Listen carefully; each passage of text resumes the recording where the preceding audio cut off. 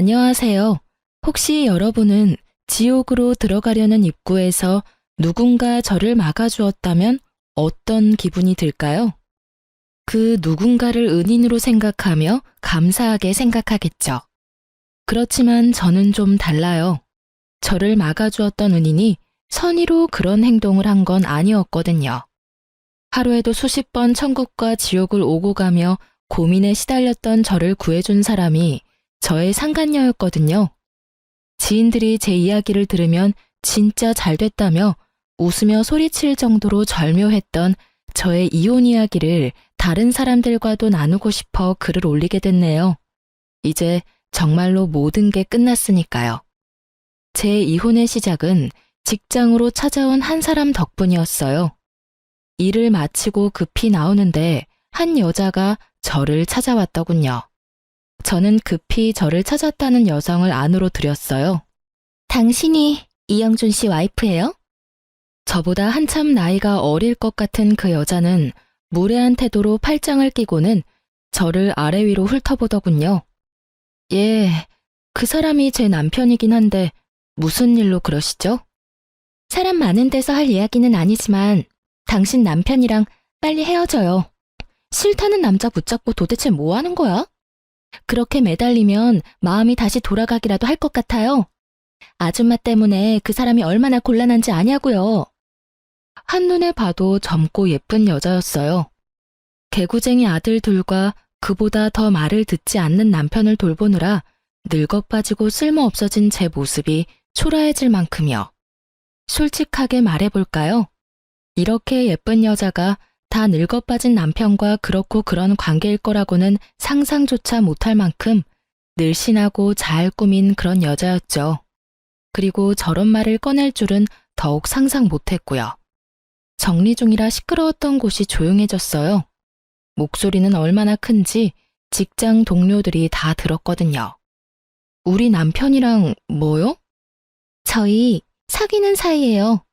무늬만 부부인 그쪽이랑은 완전 다르거든요. 뱃속에는 아이까지 있는데 깨끗하게 이혼해 줄 거죠? 여기까지 찾아온 이상 저도 맨입으로 이혼하라는 건 아니에요. 상간녀 소송 할 거면 해요. 그 사람이 다 갚아주기로 이미 약속했으니까. 그러니까 알아서 눈치껏 좀 빠져줘요, 아줌마. 그 이야기를 들으면서 저는 정말 천국과 지옥을 오갔어요. 동료들 앞에서 남편의 불륜이 탄로났다는 수치스러움과 지금 이 지옥 같은 상황에서 빠져나가게 해줄 거라는 안도감이 저를 가득 채웠거든요. 차분하게 생각해보니 도리어 제게 반가운 말이더군요. 그리고 지금 이 상황에 이런 말을 하는 상간녀는 아무것도 모르고 있구나라는 걸 파악했거든요. 그래요? 그렇게나 사랑하신다고요?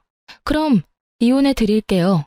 그 늙고 볼품없는 남자를 원한다면 드릴게요. 꼭 결혼해서 행복하게 사세요. 제 말에 상간녀는 생각보다 더 크게 당황한 표정이었어요. 그럴 수밖에요.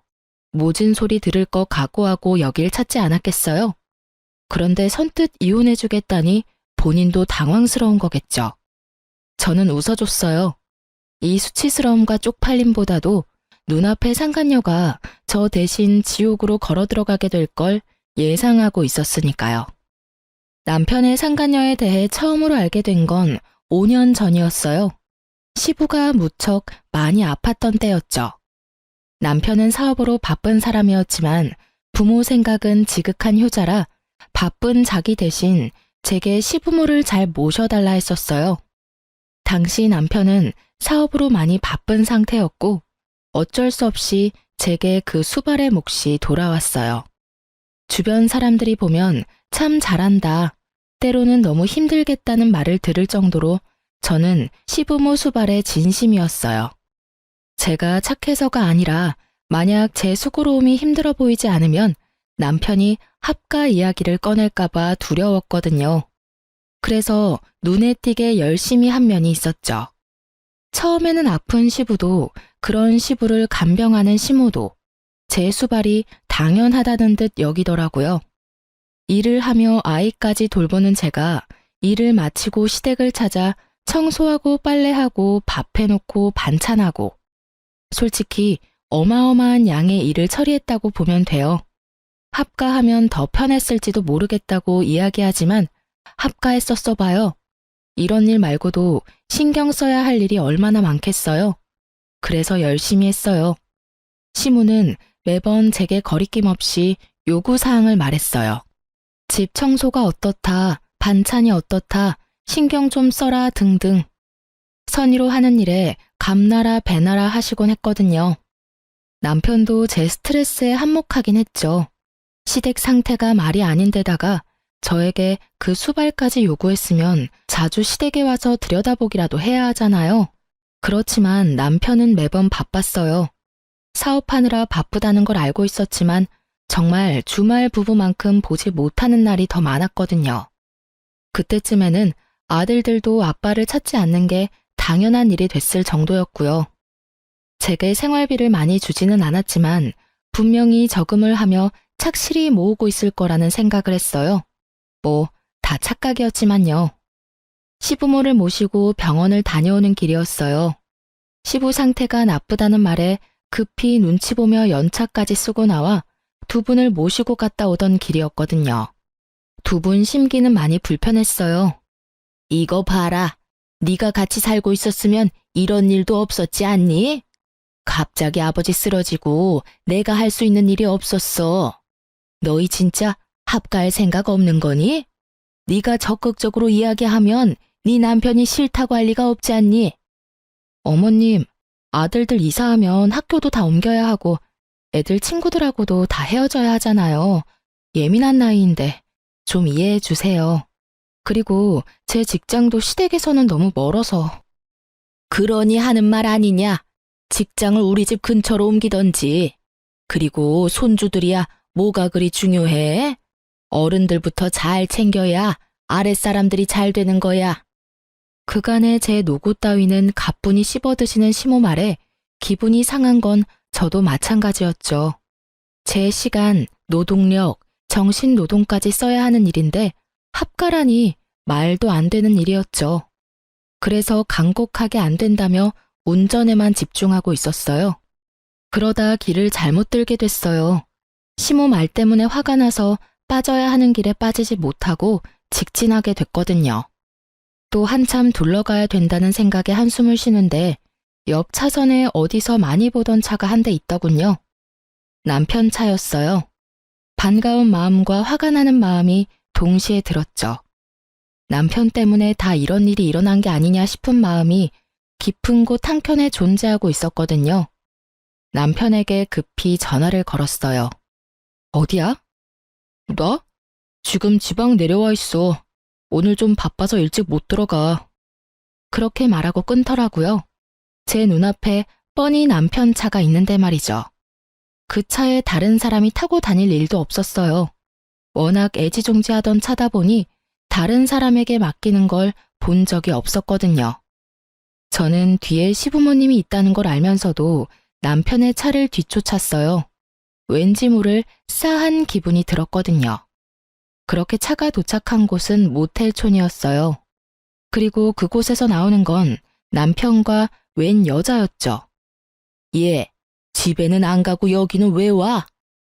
시모 말도 무시하고 저는 차에서 튀어나가며 남편을 불렀어요. 여보.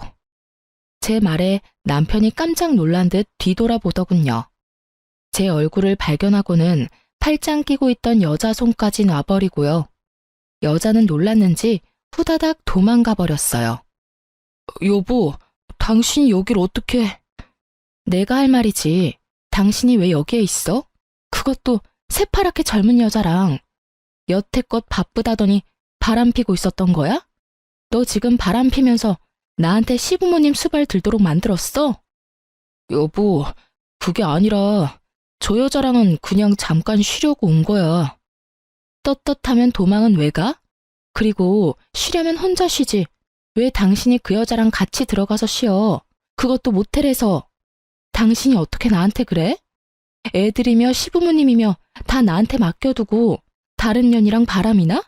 네가 사람이니? 사람이야. 이딴 짓 해놓고 나한테 합가하자고. 왜? 나 시댁에 처박아두고 다른 년이랑 더 편하게 붙어 먹으려고? 둘이 큰 소리를 내고 있으니 시모가 나왔더군요. 이게 다 무슨 일이냐? 어머니가 여기 왜? 아버님 갑자기 상태 안 좋아져서 내가 두 분 모시고 병원 다녀오던 길이야. 연차까지 쓰고 병원 갔다 오는 길에 당신 차 보여서 따라온 거야. 그런데 나한테 지금 당신이 무슨 짓을 했는지 알기나 해? 미안해, 여보. 정말 딱 한 번 만난 사이야. 당신이 생각하는 그런 일 없었어. 거짓말하지 마. 한 번 만난 여자 아니잖아. 당신이 원하면 이혼해 줄게. 나랑 이혼하고 그 여자랑 살면 되지. 무슨 헛소리야? 나는 당신이랑 이혼할 생각 없어. 진짜 내가 잘못했어. 그러니까 화 풀어, 응? 영준이, 너 이 녀석 도대체 뭐 하는 놈이야? 며느리를 놔두고 네가 바람을 펴? 이 호로 자식 같으니라고. 남편과 제가 싸우는데 시모가 버럭 화를 내더군요. 저도 그렇게 화내는 거 처음 봤어요. 아들 사랑이 지극하신 분이셨거든요. 그런 시모가 아들에게 화를 냈으니 저도 당황했죠. 잘못한 놈이 그렇게 뻔뻔하게 용서를 구해? 이 망할 놈의 자식. 네가 부모 보는 앞에서 그런 짓을 하고도. 저는 화가 나서 남편을 두드려 패는 시모를 말리고 제 차에 다시 태웠어요. 화가 끝까지 난 저는 다 때려치우고 어디론가 가버리고 싶었어요. 그치만 차에는 아픈 시부가 있고 시모도 충격받은 상태이니 어쩔 수 없었죠. 남편에게 모시고 가라고 하려는데 남편에게 급한 전화가 왔어요. 전화 받는 남편놈 놔두고 시모 다시 태워 시댁으로 향했어요. 합간이 뭐니 제잘되던 시모도 아무 말 없어졌고요. 시댁에 시부모님을 모셔두고 나오려는데 시모가 절 붙잡더군요.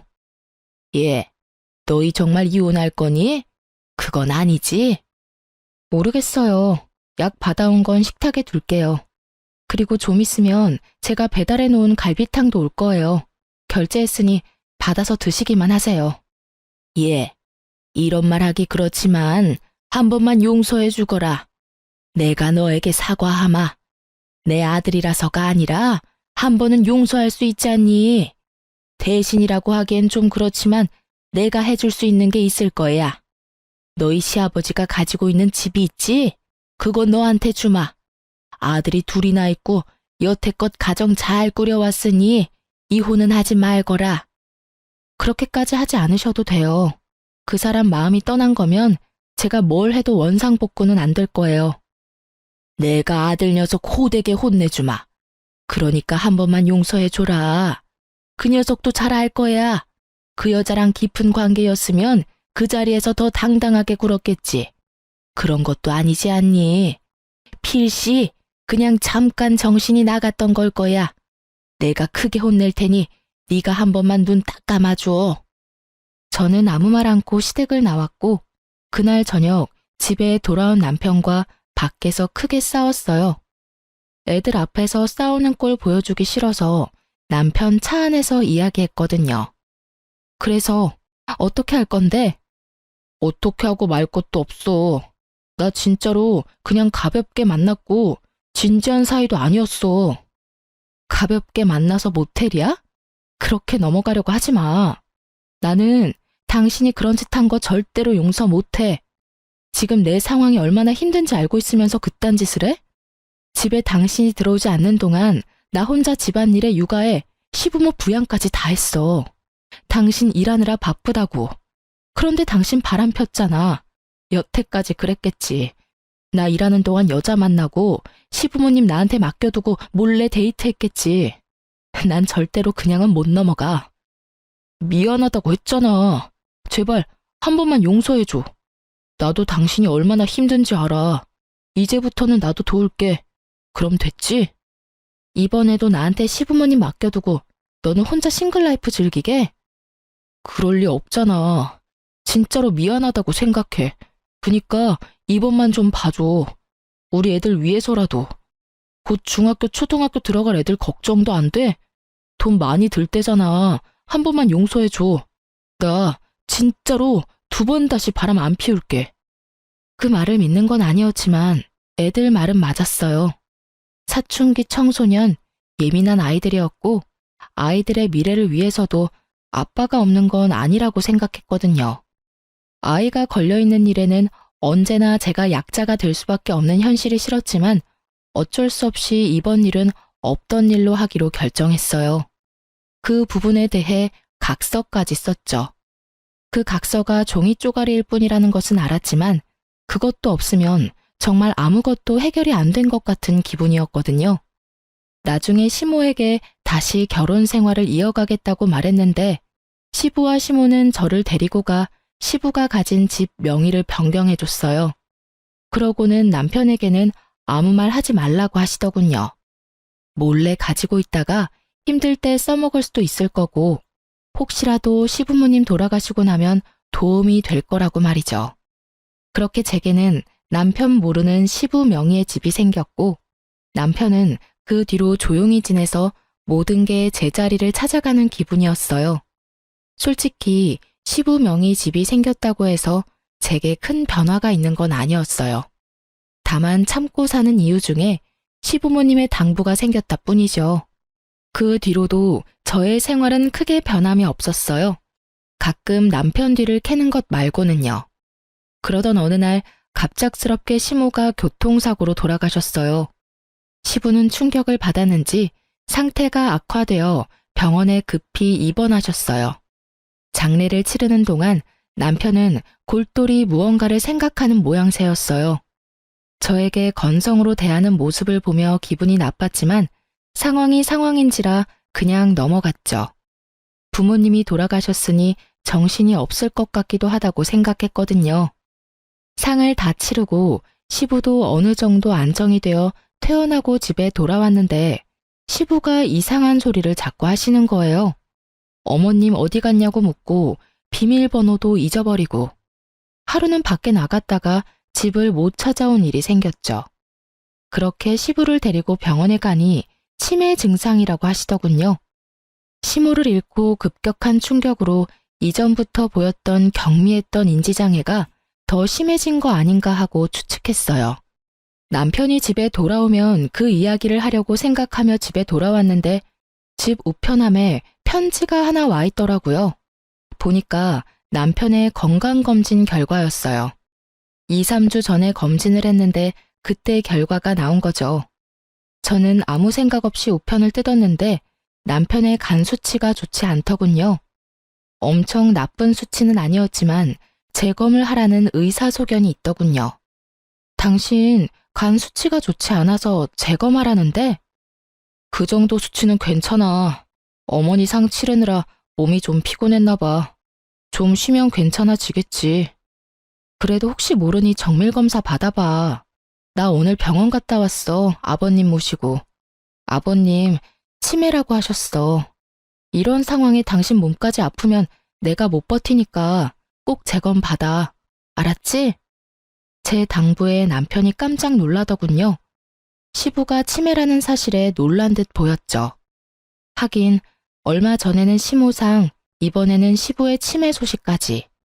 제 걱정이 이해가 되기는 했는지 남편이 이참에 검사 받겠다고 하더군요. 그 주 주말에 남편이 정밀검사를 받으러 갔다 왔는데 한눈에 봐도 얼굴이 영 안 좋았어요. 뭐가 이상이 있는가 보다 싶었죠. 그런데 그 뒤에 남편이 저한테 병원을 같이 가자고 하더군요. 그렇게 남편과 병원을 방문했다가 남편이 간암 2기라는 사실을 알게 됐어요. 의사는 이식이 필요할 수 있다고 말했고 저는 멍해졌어요. 의사의 말을 듣고 있는데 아무것도 귀에 안 들어오더라고요. 점점 멀어지는 목소리에 계속 그 생각만 들었어요. 이제 어쩌나 하는. 아픈 시부는 치매에 걸렸으니 내가 돌볼 수 없다 치더라도 아직 대학까지 갈 길이 먼 우리 두 아들과 남편의 암수발까지 어찌드나 하는 생각만 들었죠.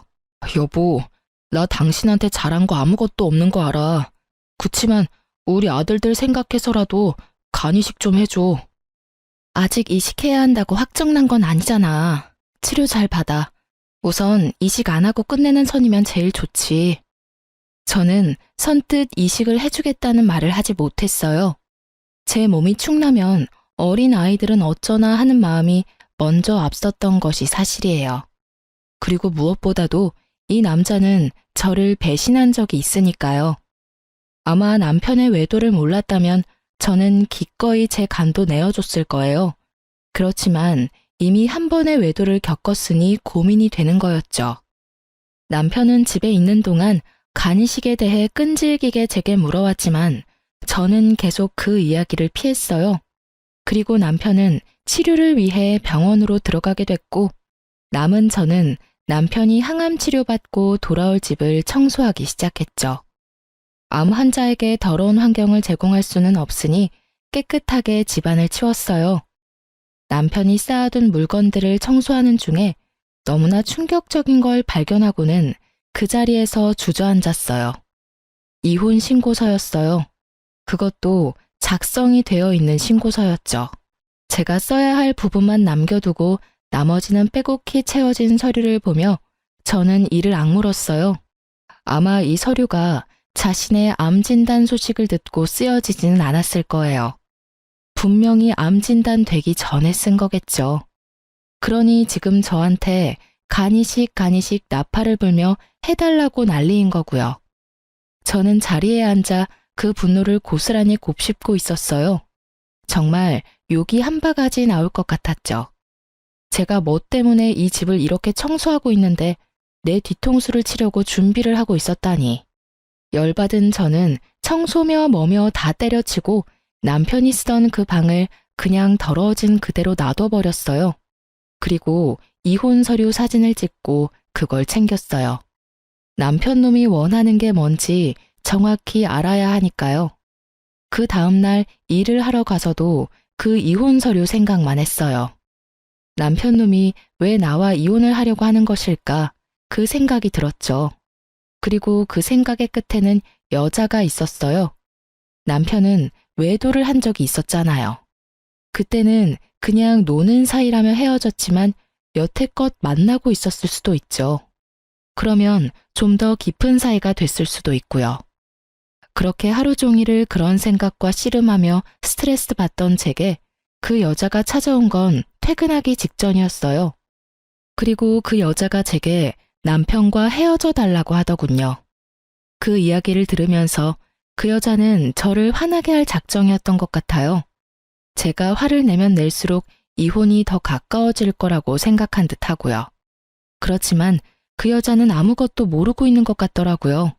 하긴 남편 놈이 그 이야기를 상간녀에게 할 리가 있겠어요? 아프다는 이야기하면 떨어져 나갈 게 분명할 텐데 게다가 수발 들라는 걸 상간녀에게 말할 수나 있겠어요? 그러니 조강지처에게 이혼 서류 낼 시간을 미루면서까지 간이식을 원하는 거겠죠. 이 좋은 기회를 제가 놓칠 필요는 없었죠. 나를 호구로 보는 남편 새끼랑 그런 남편 새끼랑 붙어먹은 상간녀 둘에게 모두 제가 지니고 있는 짐덩이를 넘겨버리면 그만이니까요. 정말이죠? 진짜 그 사람이랑 헤어질 거죠? 그럼요. 헤어져 줄게요. 저도 이미 마음 뜬 사람 붙잡고 싶은 생각 없어요. 그런데 당신 여기 온 거 남편이 모르죠? 알면 분명히 말렸을 테니까요. 지금 당장 저랑 이혼하면 손해보는 건 남편 놈이잖아요. 그러니 지금 상간녀의 저 행동은 남편 상황을 모르고 혼자 벌인 일인 거죠. 상간녀가 이렇게 일을 벌려준 덕분에 저는 지옥의 입구에서 빠져나올 수 있게 됐잖아요. 상간녀도 흠칫하더군요. 그러면 내일 이 근처에 있는 대학병원 앞에서 만나요. 제가 남편도 데리고 나올게요. 어? 그 사람 이번에 출장이라서 며칠 못 본다고 했는데? 제가 데려올 수 있으니까 당신은 아무 말 하지 말고 대학병원 앞으로 오기만 해요. 내가 다 알아서 할 거니까. 이혼 서류도 작성해서 갈 테니까 걱정 말고 와요. 제 말에 상간녀가 의심의 눈빛을 보내더군요. 왜 이렇게 협조적인지 궁금했겠죠. 그래서 제가 말했어요. 그 사람 저번에도 바람 피웠어요.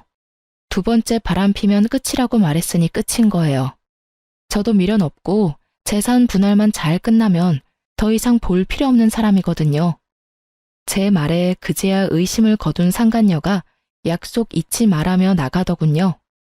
직장 사람들 중 퇴근하지 못하고 남아있던 몇 명의 사람들이 제게 다가와 괜찮냐며 묻더라고요. 정말 이 순간에는 너무 부끄러웠어요. 상간녀가 회사로 찾아올 정도니. 솔직히 상간녀에게 남편을 넘기는 건 열받지 않았으나 저를 이런 비참한 꼴로 만든 건 정말 열받았어요.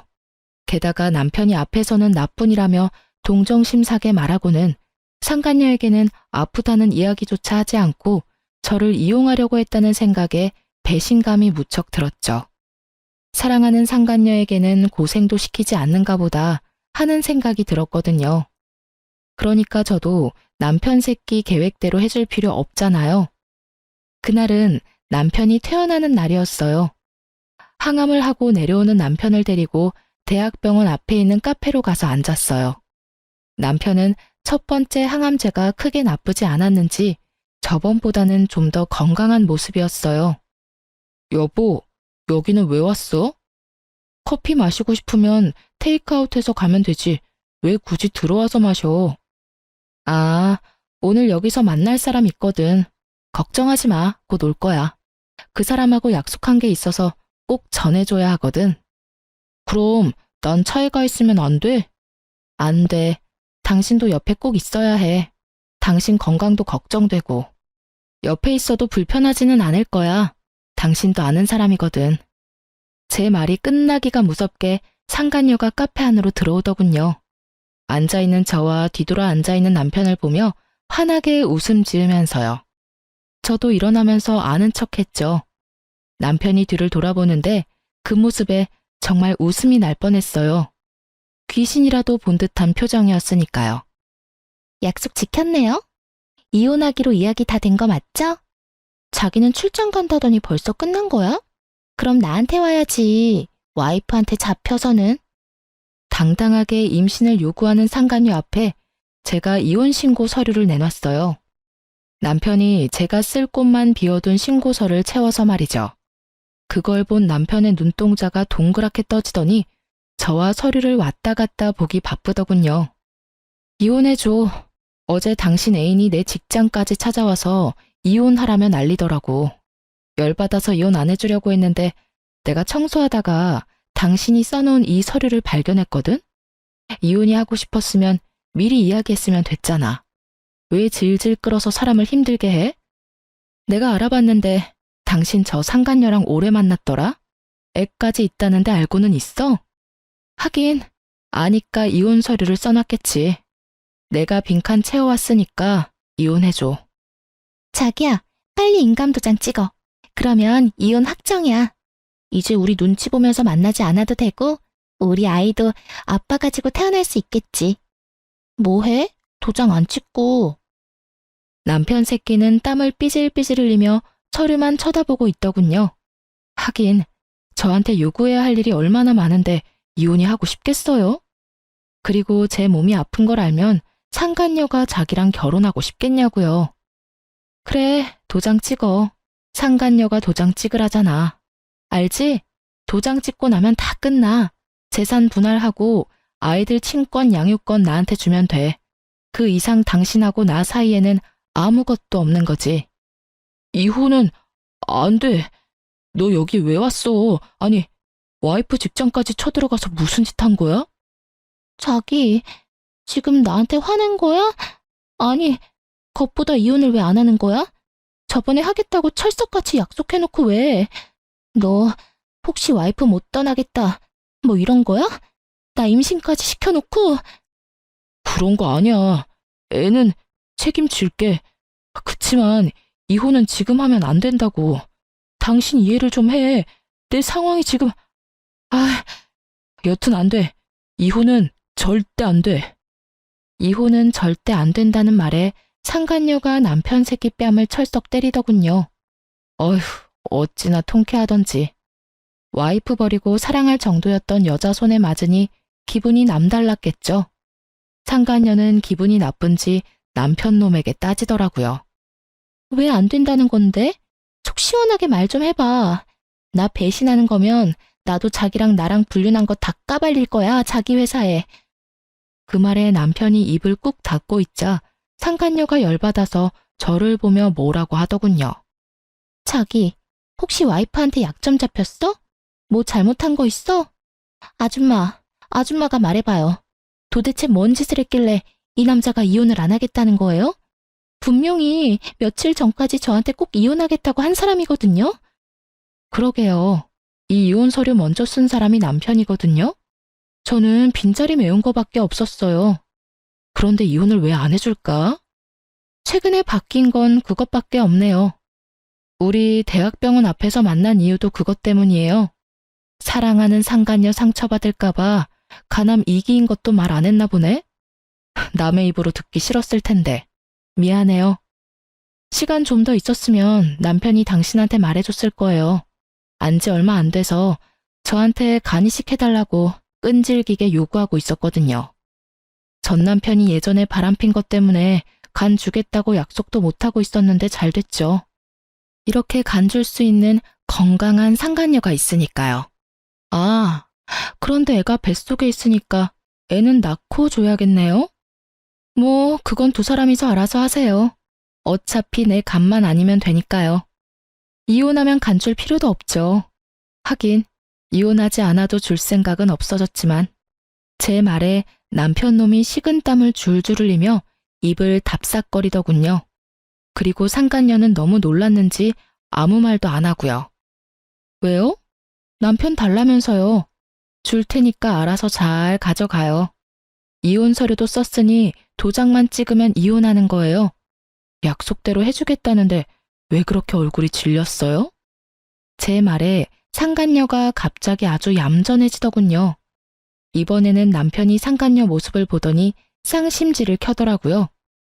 내가 이혼하면 간이식 못 받아. 그리고 당신 힘들게 할 수도 있어. 그래도 당신 나 사랑하니까 간 줄 수 있지? 뱃속의 애를 생각해. 내가 살아야 애도 멀쩡한 가정에서 살 거 아냐? 그건 생각 좀 해봐야지. 자기는 내가 애까지 임신했는데 이식까지 해야겠어? 어차피 임산부, 출산한 지 얼마 안 된 사람들은 이식 같은 거 못하잖아. 그러니까 이식은 다른 사람한테 부탁해. 야, 지금 일 다 망쳐놓은 게 누군데? 네가 혼자 이런 헛짓거리만 안 했어도 내가 와이프한테 간 받고 나서 이혼하면 됐잖아. 그리고 또 뭐야? 나 사랑한다며. 간 하나 못 주면서 사랑? 그 이야기를 듣는데 정말 열이 또 받더라고요. 마음을 최대한 차분히 하려고 했는데 제가 생각했던 대로 남편이 생각하고 있었으니 정말 배신감에 치가 떨리더군요. 정말로 간을 받고 이혼하려고 생각했다니 상간녀가 제 은인으로 보일 수밖에 없었죠. 그러는 자기야말로 내가 간으로 보여? 왜 내가 자기한테 간을 줘야 하는데? 막말로 우리는 남이잖아. 그리고 그런 일이 있으면 제일 먼저 나한테 상의를 했었어야지. 자기가 이혼하겠다고 해놓고 계속 질질 끄니까 내가 나선 거잖아. 다 따지고 보면 자기가 잘못한 거면서 왜 나한테 난리야? 지금 다 내 탓으로 돌린다 이거지? 야, 지금 네가 누구 덕에 그만큼 누리고 사는데 그리고 사랑한다며 너 그만큼도 안 되는 여자였냐? 빈말로도 준다고 말 못하는 거냐고. 그러니까 아무 관련 없는 내가 왜 간을 주냐고. 옆에 있는 아줌마한테 간 받으면 되겠네. 네가 다 망쳐놨잖아. 내가 좀만 기다리라고 했지. 하여튼 멍청한 것도 병이지. 둘이서 열심히 서로를 상처주고 까내리며 싸우는 모습을 보니 너무 재밌었어요. 그렇게 사랑에 맞지 않던 두 사람이 간 하나 때문에 이렇게 무너질 줄이야. 견고하게 싸운 것처럼 보여도 사랑이 아니었나 봐요. 끊임없이 서로를 헐뜯으며 까내리는 두 사람을 보며 저는 지극히 평온하게 커피를 마시며 지켜보고 있었어요. 두 연놈들이 지쳐 나가 떨어질 때까지 말이죠. 두 사람은 더 이상의 싸움이 의미 없다 느껴졌는지 금세 씩씩거리며 조용해지더군요. 그때 남편에게 이혼 서류를 내밀었어요. 도장 찍어. 이혼해 줄게. 도장 없어. 여보, 나 진짜로 이혼 안 할 거야. 나 지금 이혼하면 죽는 거 알잖아. 인감이라면 내가 가져왔어. 그러니까 찍어. 그리고 이혼은 당신이 하겠다 말겠다 정하는 거 아니야. 당신은 이미 유책 배우자고 나는 당신 불륜을 이유로 이혼 소송 충분히 가능해. 증거는 차고 넘치잖아. 상간녀 뱃속의 아기가 불륜의 결실인데. 그리고 지금 이혼한다고 당신이 죽을 일은 없어. 지극정성으로 와이프 수발 받으며 치료 잘 받고 물 좋고 공기 좋은 곳에서 살면 분명히 치료 잘 될 거고. 뭔 걱정이야? 이혼하고 당신 와이프 해주겠다는 여자도 있는데. 여보, 제발. 이 여자랑 지금까지 싸운 거 안 보여? 나 당신이랑 헤어질 수 없어. 아들들은 어쩌고, 우리 아들. 다른 아들 생기겠지. 딸인지 아들인지는 모르겠지만. 자식이 하나뿐인 것도 아닌데 무슨 아들 걱정? 그리고 당신이 아들 걱정을 했으면 바람을 피지는 말았어야지. 이미 나랑 이혼할 준비까지 해놓고 아들 핑계 대기는? 내가 아무것도 모르는 년처럼 보이지? 다 알아. 당신의 그 얄팍한 생각이 눈에 보여서 미치도록 짜증난다고. 간? 염치도 양심도 없는 놈아. 그걸 왜 나한테 이야기해? 이혼하고 재혼할 여자한테 부탁하라고. 제 말에 상간녀는 고개를 돌려버렸고 남편 놈은 결국 인감을 찍었어요. 강경한 제 모습에 남편도 당황한 듯 보였거든요. 그리고 상황이 여기까지 왔는데 이혼을 하지 않는 것도 이상했죠. 그렇게 저는 남편과 이혼을 했고 친권과 양육권은 제가 가져오게 됐어요. 아이들은 바람 펴서 이혼하려 했던 아버지를 아버지로 생각하지 않았거든요. 남편이 아픈 것이 불쌍하지 않냐고 생각하는 사람들도 있었어요. 그래도 아픈 사람인데 참고 살아야 한다고요. 그런데 참고 살면 남는 게 뭐죠? 이미 남편의 마음은 제가 아닌 다른 여자에게 있고 새로 태어날 아이에게 있는데 그러려고 이혼까지 생각한 남자에게 제가 뭐하러 미련을 둬요. 두 사람이 치고받고 싸우는 모습에 둘이 헤어진 줄 알았는데 아니더군요. 두 사람이 화해를 했는지 저와의 이혼 후 상간녀와 결혼을 했더라고요. 그때도 콧방귀만 꼈어요. 끼리끼리 똑같은 것들끼리 만나서 얼마나 잘 살겠나 싶었죠. 서로를 상처 주는 말은 결국 가슴에 고스란히 남아있거든요. 그렇게 상처 주고 상처받은 사람들이었으니 온전히 살 수 있을 리가 없다고 생각했어요. 그리고 전 남편의 결혼 소식이 들리고 몇 달 뒤에 전 남편이 제게 울며 전화가 왔더군요. 처음에는 받지 않으려고 했는데 아이들 일일지도 몰라서 받았죠. 여보, 나 좀 도와줘. 이혼한 마당에 내가 해줄 수 있는 일은 없는 것 같은데. 제발, 나 너무 힘들어. 지금 입원해 있는데 보호자가 없으니 일 처리가 제대로 되지가 않아. 보호자가 왜 없어? 당신 마누라 있잖아. 마누라 찾아야지 왜 엄한 나를 찾아? 그 망할 여자는 여기 없어. 그 여자도 지금 당장 찾으러 가야 하는데 코빼기도 안 보여. 그년이 내 집 팔고는 돈 들고 날랐어. 그게 무슨 소리야? 우리 재산 분할할 때 아버지 명의 아파트가 당신 명의로 넘어간 거 보고는 집에 돈 될 만한 물건 없다고 생각했나 봐. 하긴 없긴 했지. 아버지 사시는 엄마 명의 건물은 대출이 걸려 있으니 돈이 안 될 것 같으니까 우리 집을 판 모양이야. 게다가 내가 공동 명의로 해줬거든. 참 대단한 사랑이다 싶었어요. 그렇게 속내 다 내놓으면서 싸워놓고 공동명의라니. 그렇게 싸워놓고 공동명의? 당신도 대단하네. 그 여자가 나한테 간 준다고 했단 말이야. 나도 그냥 준 거 아니었어. 그것 때문에 준 거였는데 내가 몸 상태가 너무 안 좋아져서 얼마 전에 입원했는데 그동안 내가 죽을 거라고 생각했는지 필요한 거 싹 다 챙겨서 도망갔더라고. 그리고 나 몰래 나 죽으면 보험금 얼마 나오는지도 물어봤다더라.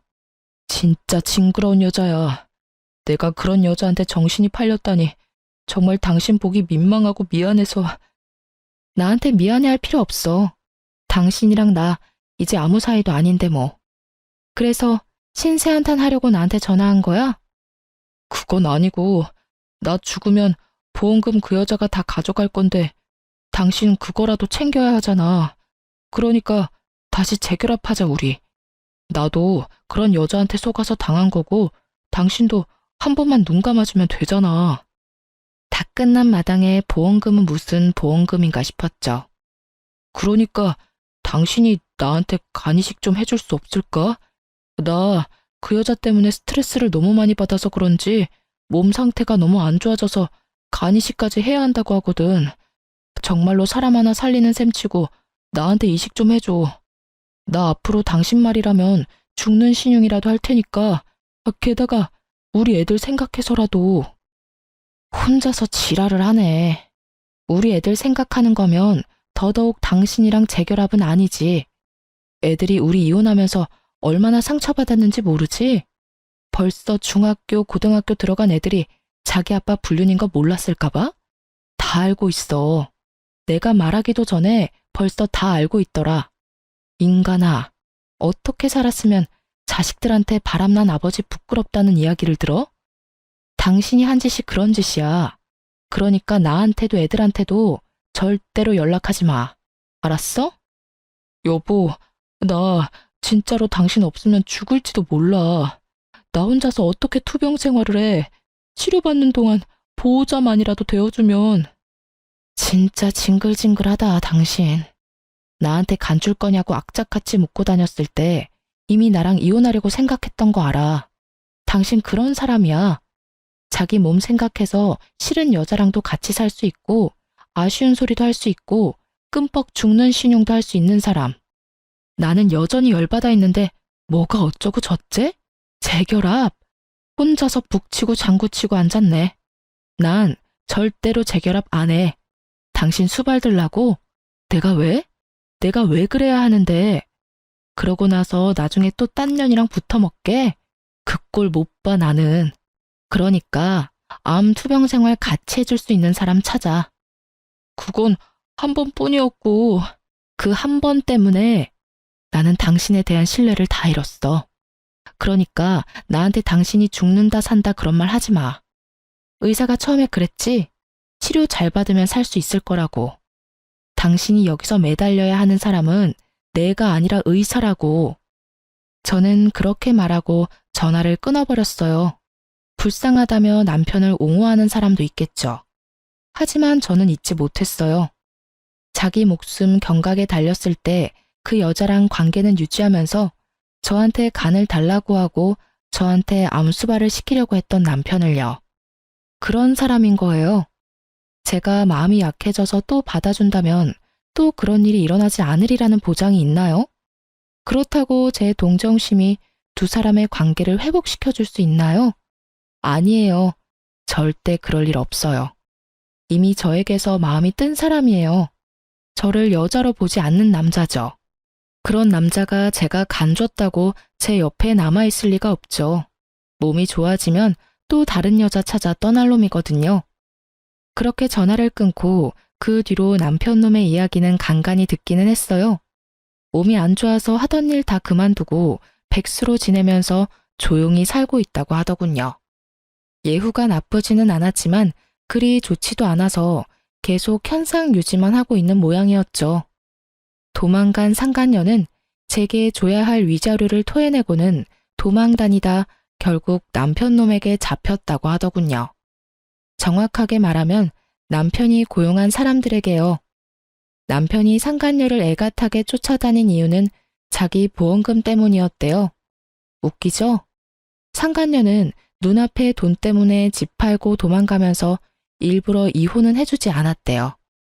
죽으면 보험금이나 재산이 자기한테 넘어올 거라고 생각했나 보더라고요. 또 그걸 두고 볼 수 없던 남편이 악착같이 상간녀를 쫓아다녔으니 결국 두 사람의 재혼은 이혼으로 끝을 맺었어요. 그럴 거 뭐하러 그렇게 둘이 붙어먹으면서 사랑 노름이나 했는지. 지금 생각해보면 저와 이혼하려고 결심한 주제에 자기 몸 생각해서 몇 년 더 데리고 있으려고 했던 전 남편의 그 오만함에 웃음이 다 나와요. 그리고 이 기회를 빌어 상간녀에게 아주 고마운 마음을 전하고 싶네요. 지옥문까지 걸어갈 뻔했던 거 구해줘서 고맙다고요. 그리고 나 대신 지옥길 걸어가줘서 고맙다는 말도요. 그때 기억 떠올려서 쓰다 보니 길어졌네요. 한 번 배신한 사람에게 두 번은 너무 쉬운 일이에요. 그러니까 배신당했다면 뒤돌아보지 마세요. 저처럼 지옥문 앞까지 갔다 돌아올 수도 있거든요. 제 사연 들어주셔서 감사합니다.